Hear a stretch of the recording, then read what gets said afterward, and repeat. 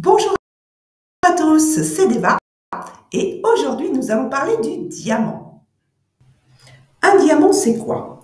Eh bien, c'est du carbone cristallisé. Et oui, le diamant est composé à 99,95% de carbone. Et le reste, c'est quoi? Des oligoéléments. C'est ça qui va lui donner sa couleur.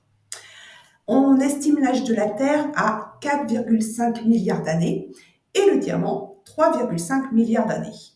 Alors, comment se forme un diamant?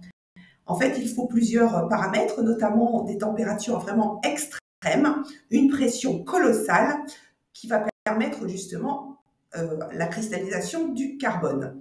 Et ça se passe à 200 km en dessous de la Terre. Puis, les diamants sont portés par une roche qui s'appelle la kimberlite. D'ailleurs, on dit que ce sont des cheminées de kimberlite. Donc, les cristaux remontent à la surface lors des éruptions volcaniques. Pour information, les dernières éruptions connues qui ont transporté des diamants à la surface de la Terre datent d'il y a 25 millions d'années. Donc, il y a probablement d'autres diamants stockés sous la Terre, mais très très profondément. Le diamant a toujours fasciné les hommes. En Inde, il y a 4000 ans, il servait d'objet religieux au pouvoir protecteur contre les esprits du mal. Il était également le porte-bonheur pour les guerriers, probablement parce que c'est une pierre extrêmement dure et extrêmement solide. Jusqu'au XVIIIe siècle, l'Inde était la seule source de diamants connue. On pense que c'est Alexandre le Grand, en moins 320 avant Jésus-Christ, qui a amené la pierre en Europe. Les Grecs pensaient d'ailleurs que c'était les larmes des dieux ou alors des éclats d'étoiles, et ils ont donné le nom Adamas, qui veut dire invincible, pour nom au diamant. Vers 1330, Venise devient la capitale du diamant. C'est là que les premiers diamants ont été polis et facettés, ce qui n'était pas le cas avant.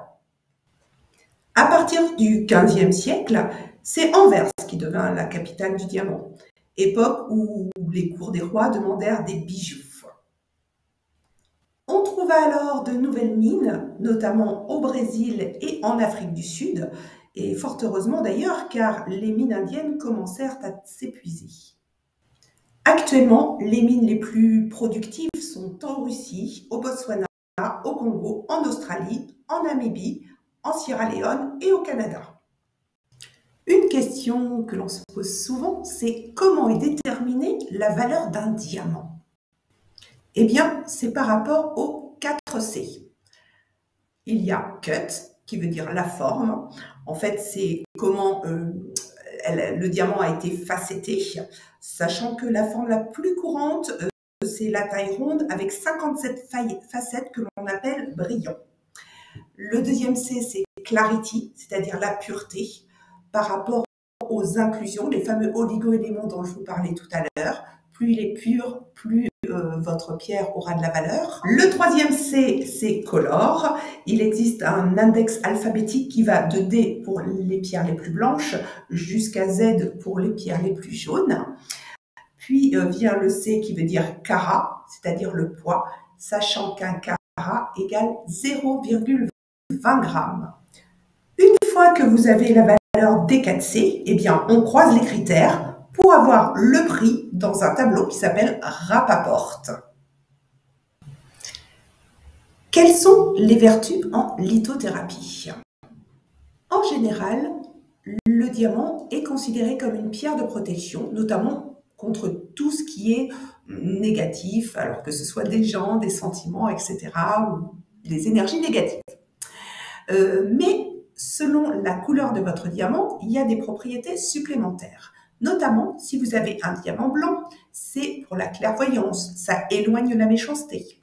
Si votre diamant est gris ou brun, ça va calmer les ardeurs. Si votre diamant est orange, eh bien, ça va vous préserver des accidents. Si votre diamant est jaune, ça va apporter l'abondance et la richesse.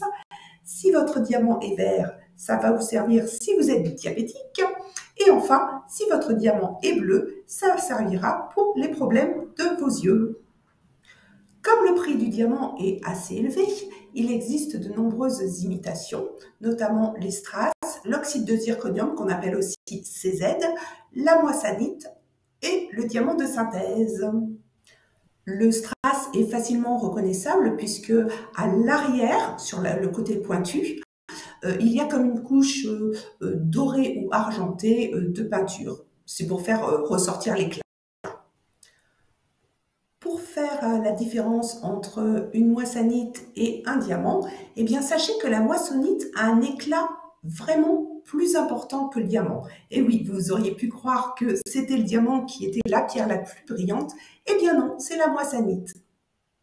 En ce qui concerne l'oxyde de zirconium, appelé aussi CZ, zircon cubique ou improprement zircon, j'ai fait une vidéo à ce sujet que vous pouvez regarder, mais pour rappel, c'est une céramique avec des propriétés optiques.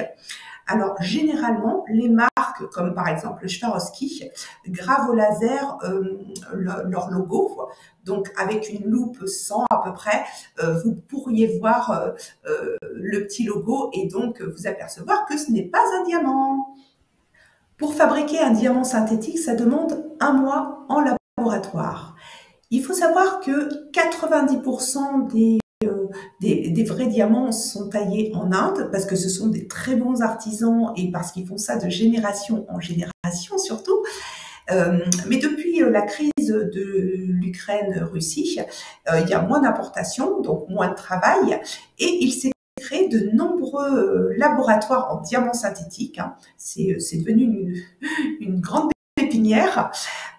Donc, pour reconnaître un diamant synthétique, là où il y a le trait rouge, donc sur la tranche, vous avez une petite gravure laser avec le numéro de laboratoire et le numéro d'authentification. Donc, bien sûr, ça se voit à la loupe au moins x100 et c'est comme ça que vous reconnaîtrez si c'est un vrai diamant ou si c'est un diamant de synthèse, mais notamment, on devrait vous le préciser. Si vous avez hérité d'une bague en diamant et que vous n'êtes pas sûr que ça en soit un, voilà déjà quelques petites pistes. Mais autre chose, le diamant est la plupart du temps monté sur de l'or. Donc si c'est sur une bague argent, en général, c'est très rarement un diamant. Autre chose, comme vous voyez sur la photo, pour que le diamant ait de l'éclat, il faut qu'il y ait une ouverture dessous et une taille en pointe. Donc, si c'est fermé, ce ne sera pas un diamant non plus. Voilà. Donc, avant d'amener votre bague à expertiser, vous avez déjà ces quelques petites pistes. Pour finir, on dit que symboliquement, le diamant représente l'amour éternel. Eh bien, sachez que c'est par sa résistance extrême à l'abrasion. Donc, pour abîmer un diamant, il en faut. Voilà, j'espère que cette vidéo vous a plu. Je vous dis à la semaine prochaine. N'oubliez pas de vous abonner et de lâcher votre pouce. Et ciao!